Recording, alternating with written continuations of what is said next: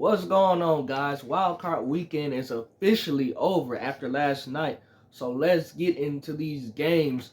First, you had this weekend, we had the Houston Texans versus the Cleveland Browns.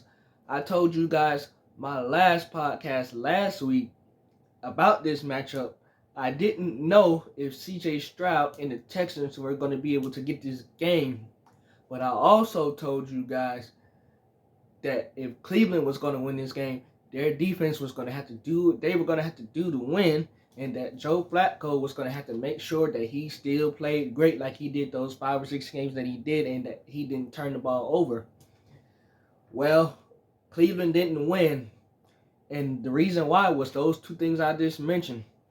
Joe Flacco threw 2 interceptions, and the defense allowed 45 points to a young Houston Texans team in the playoffs. That's a major upset that the Texans got over the Cleveland Browns. Joe Flacco had 34 out of 46 in passing attempts. He had 307 yards with 1 touchdown and 2 INTs. He got sacked 4 times. The offensive line didn't really help his case by him allowing them to get him sacked 4 times. David Njoku had 7 receptions, 93 yards. Harrison Bryant had 4 receptions, 65 yards. Amari Cooper had 4 receptions, 59 yards. David Bell had 8 receptions for 54 yards. Kareem Hunt had 8 carries, 26 yards, 1 touchdown. Myles Garrett had no sacks. Myles Garrett couldn't even get to the quarterback. And for that matter, the whole Cleveland Browns defense couldn't get to the quarterback. That was a huge step in the wrong direction ending the Cleveland Browns season, no question about it. We all expected more from the Cleveland Browns, and we did expect them to win that game, even though it was a road game, but you were facing a young, inexperienced playoff team who probably shouldn't even have been in it anyway. On the Texans side of things, Mr. Calm, cool, and collected, Mr. Plays like a veteran, the young rookie CJ Stroud. This kid has surprised us all season long, and he did it in his first ever playoff game as a rookie with the rookie head coach in DeMeco Ryans. CJ Stroud was 16 for 21 in passing yard attempts, 3 touchdowns, no INTs, no interceptions, QBR of 98.4. David Singletary ran for 13 carries, 66 yards, 1 touchdown. Nico Collins had 96 yards, 1 touchdown, 6 receptions. Brevin Jordan had 1 reception, 76 yards, 1 touchdown. Dalton Schultz had 1 reception, 7 yards, and 1 touchdown. Like I said, those guys sacked Joe Flacco 4 times. Christian Harris had 1 sack. Kurt Hunnish had 1 sack. Will Anderson Jr., another rookie, had 1 sack. And Derek Barnett had 1 sack. So they got after it on defense, and the offense cruised and did their thing. Now the Texans go on to face the Baltimore Ravens. Like I told my dad, I don't know if the Texans will win that game against Baltimore, but all the surprises that the Texans have gave us this season, I would not put it past them. But I don't think they're going to do it. But I wouldn't be surprised if they did it. Moving on to the Miami Dolphins and Kansas City Chiefs. We know that game was a cold game, even if half of us were there in Kansas City and half of us were at home in the house watching the game.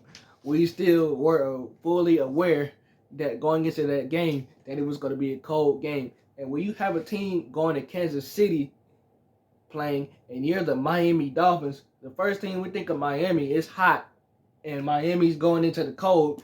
That doesn't sit well, and usually when they're in cold weather games, they don't play well.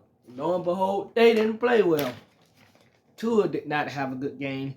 He was only 20 for 39 in passing yard attempts, 199 yards, 1 touchdown, 1 interception. Tua was sacked 2 times, and Tua had a QBR of 15.8.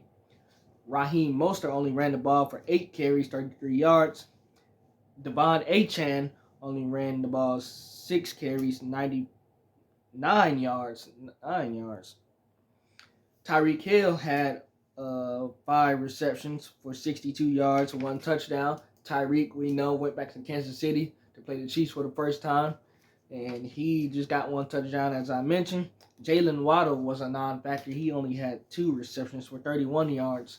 So they couldn't do anything on offense. That's clear. And we know when the Dolphins played above 500 teams this year, they were not successful. They only had one win this whole year when they played a 500 or above team. On the Chiefs side of things, we know it's Kansas City. We know that the Chiefs are going to thrive when they play in the cold because they play in the cold all the time. That's nothing new to them.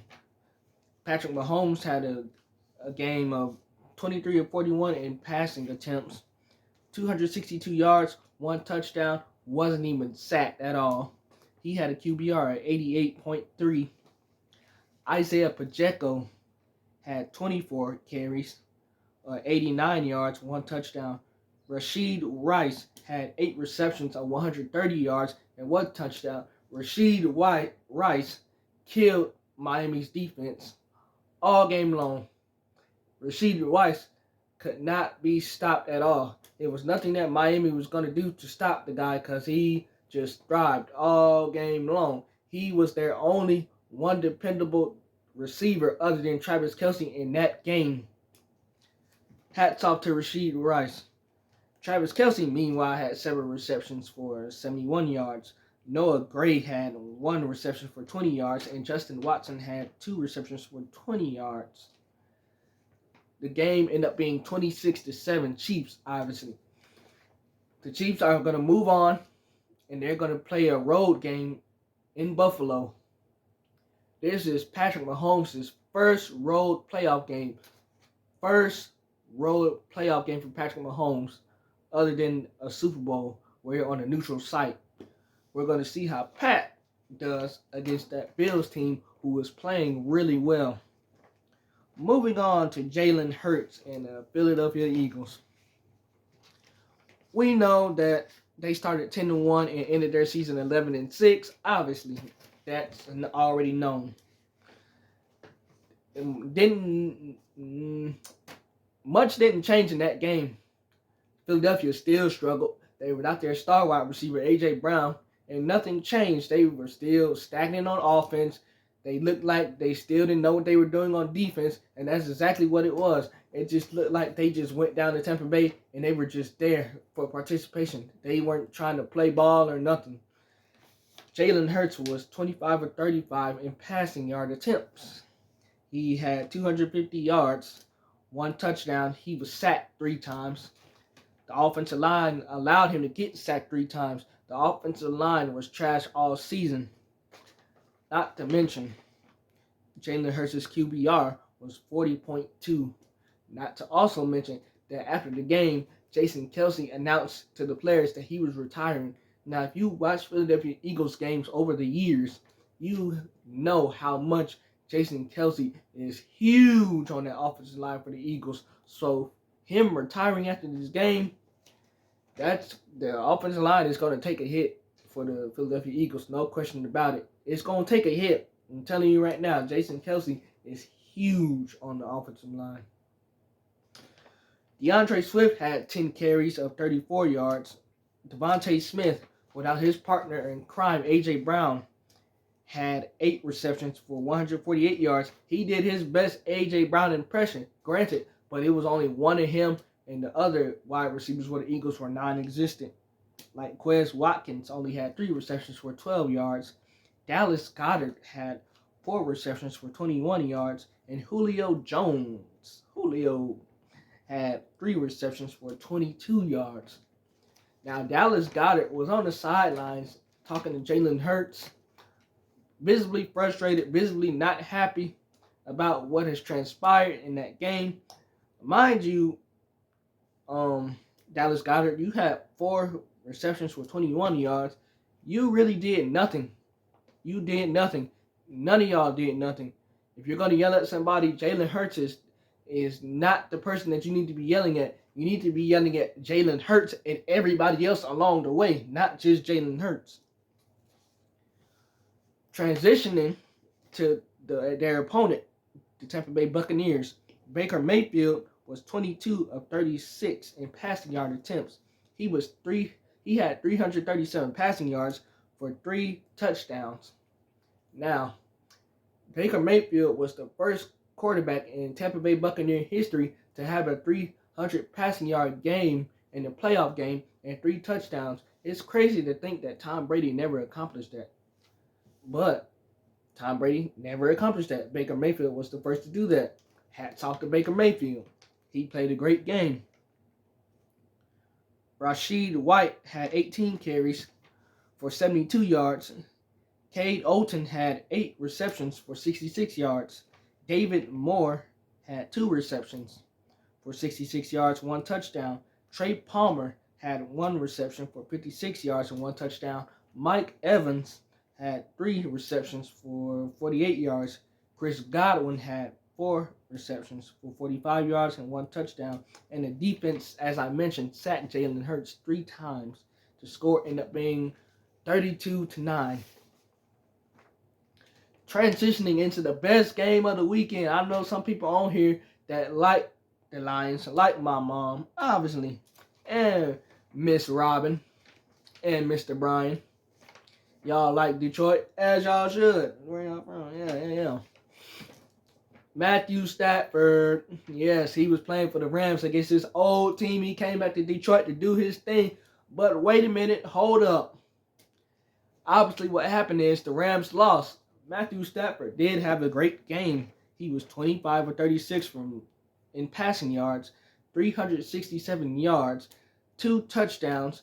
He was sacked twice, and he had a QBR of 74.5.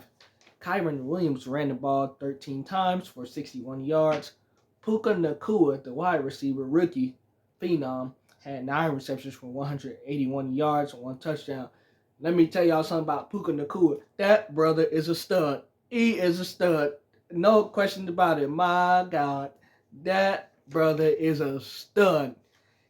That was only his rookie season. He just getting started. Oh, my God. Demarcus Robinson had 3 receptions for 44 yards. Tutu Atwell had 1 reception for 38 yards. Ronnie Rivers had 3 receptions for 35 yards. And Cooper Kupp had 5 receptions for 27 yards. Obviously, I just mentioned about Cooper Kupp. He did not have a great game. 5 receptions for 27 yards is not Cooper Kupp caliber. We know Cooper Kupp is way better than that. And I think if he would have had a little bit of at least a better game, the Rams have a chance. They have a chance. Trust me. On the winning side of it, Detroit, Jared Goff played his butt off against his former team. Yes, he used to play for the Rams. What a storyline it was going into that game. Jared Goff was 22 of 27 in passing yard attempts.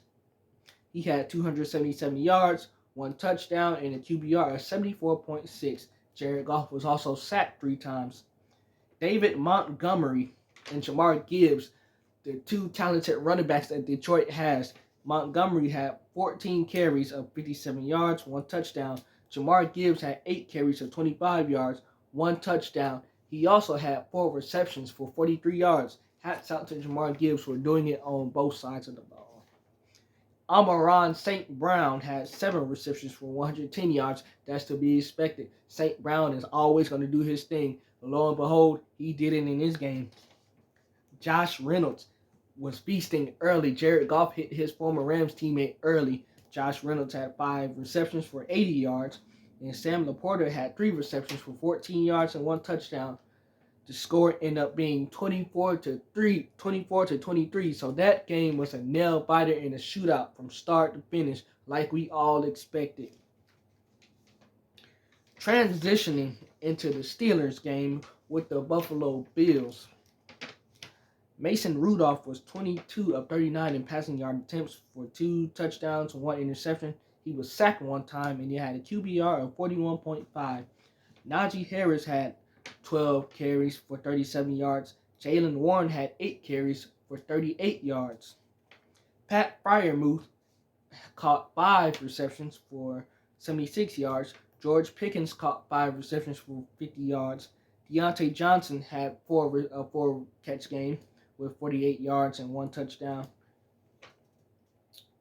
And Calvin Austin-Will had 1 reception of 77 yards and 1 touchdown. Obviously, my problem with this game was George Pickens. Remember when y'all got that interception in that game against the Colts and you didn't run back to try to make the tackle? But after this game, you're crying about, oh, we can't play the Bills and the refs. The refs did not make you fumble that ball that you fumbled in this game. Okay? So you can stop your complaining about the refs and y'all had to play against the Bills. Y'all didn't play well anyway. And to be quite frankly, y'all weren't going to beat them anyway, especially without y'all linebacker, TJ Watt. Stop complaining and crying, George Pickens, please. Because when y'all had that interception 3 weeks back or 4 weeks back against the Colts in that game and you didn't hustle back, you shouldn't be saying anything as it pertains to right now. Even this game, even this playoff game, you shouldn't be saying anything because you didn't do your job. All you want to do is complain and you fumble in this game and you want to have a million excuses for why y'all didn't win. George Pickens, stop it. Nobody wants to hear it from you right now. By the way, please bring Mike T back. Bring Mike Tomlin back. I know this is the last year of his contract. Bring Mike Tomlin back, please. On the other side of the ball, who they played against, the Buffalo Bills, Josh Allen had 21 of 30 in passing attempts. He had 203 yards for 3 touchdowns, and Josh Allen was sacked 2 times. He had a QBR of 91.6, and he also rushed for 1 touchdown. James Cook ran for 18 carries and 79 yards. Dalton Kincaid caught 3 balls for 59 yards, 1 touchdown. Stephon Diggs had 7 receptions of 52 yards. Khalil Shakir had 3 receptions for 31 yards and 1 touchdown. Dawson Knox had 1 reception for 9 yards and 1 touchdown. The score of that game ended up being 31-17. With that includes wildcard weekend. It was a great wildcard weekend. The young quarterbacks like CJ Stroud and Jordan Love showed up to play. And then you had upsets like the Cowboys and the Browns getting upset this weekend. So wildcard weekend was one for the ages. And that covers wildcard weekend. So with that, give me some feedback on what you guys thought about wildcard weekend. Give me some feedback on the matchups going into this playoffs this week. And remember to like, comment, and subscribe. And I will catch you guys later.